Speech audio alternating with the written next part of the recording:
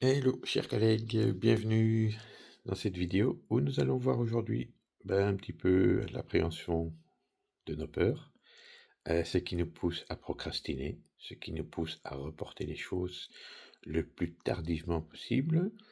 Peut-être, si comme moi, c'est parce que vous aimez bien agir dans l'urgence, ça vous motive, ça vous stimule, ça vous donne plein d'énergie pour aboutir à la fin de votre tâche, ou pour d'autres raisons qui vous sont propres. Mais sachez que la procrastination, eh bien, c'est un déséquilibre que l'on ressent à l'intérieur de soi, parce qu'on a peur d'obtenir des choses que l'on ne veut pas obtenir ou qu'on a peur de perdre ce que nous avons.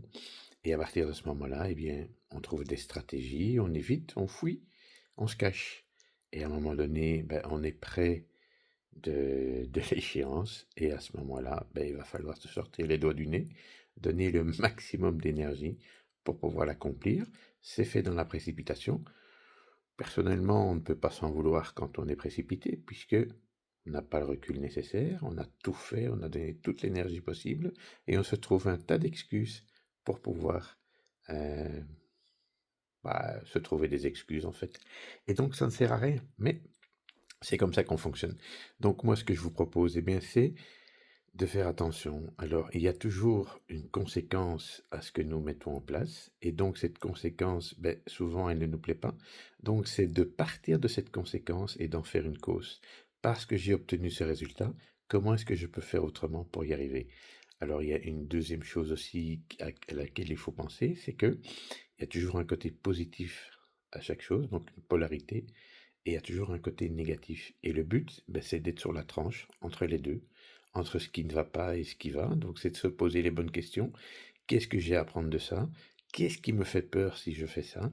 Qu'est-ce que je vais devoir faire alors que je n'ai pas envie, mais qui va me permettre d'obtenir ce résultat? Et qu'est-ce que j'ai peur d'obtenir en faisant ça? Et qu'est-ce que je vais perdre si jamais je fais ça? Donc, si je prends une décision, par exemple, c'est de changer mon comportement face à la classe et que je réfléchis à une nouvelle stratégie, mais qu'est-ce que je vais perdre? C'est l'identité que j'ai maintenant. Qu'est-ce que je vais gagner? C'est d'obtenir des résultats différents. Mais qu'est-ce que je suis prêt à faire pour y arriver? Donc là, il faut vraiment que je pose les bonnes questions pour pouvoir trouver des stratégies, des solutions. Si ça vous intéresse d'aller plus loin, n'hésitez pas, contactez-moi en DM et je me ferai un plaisir de vous dire comment je fais et de vous mener sur le chemin de la réussite où vous allez pouvoir trouver des solutions qui vous sont personnelles en fonction de ce que vous mettez en place comme stratégie d'évitement. Donc, d'ici le début de l'année, si vous vous prenez en charge maintenant, si vous réfléchissez maintenant, vous allez pouvoir vous vider la tête, vous allez pouvoir avoir une solution qui va gamberger dans votre tête, mais ce sera en position de solution et non plus en fuite, parce que je n'ai pas envie d'affronter le problème de septembre. Je sais que ça va, j'ai des pressentiments, mais je préfère les cacher, les fuir parce que je suis en vacances et je préfère penser à mon bien-être. C'est vrai, j'ai toujours agi comme ça aussi, et donc je faisais tout à la dernière minute, et quand j'étais devant le fait accompli, j'assumais mes pleines responsabilités, je me lançais dans le vide. Mais s'il y a moyen au lieu de se lancer dans le vide, de descendre au rappel, de mettre comment on appelle ça, des pitons pour descendre calmement, en toute sécurité, et bien à ce moment-là, c'est quand même beaucoup plus séant pour nous, beaucoup plus relaxant, et on doit y mettre moins d'énergie. Donc je vous invite vraiment à réfléchir à ça. Donc, faites des conséquences une cause, et voyez bien la polarité, et pour y arriver, vous mettez de l'énergie, c'est-à-dire que vous avez envie de changement, vous avez envie d'y arriver, et donc vous mettez une énergie positive là-dedans, et tout se fera à merveille.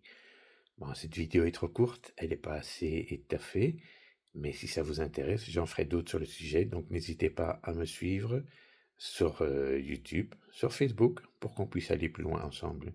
Et je vous apporte tout cela parce que ça me fait énormément plaisir de partager toutes ces connaissances pour que vous puissiez trouver du bonheur dans votre métier d'enseignant. C'est à vous.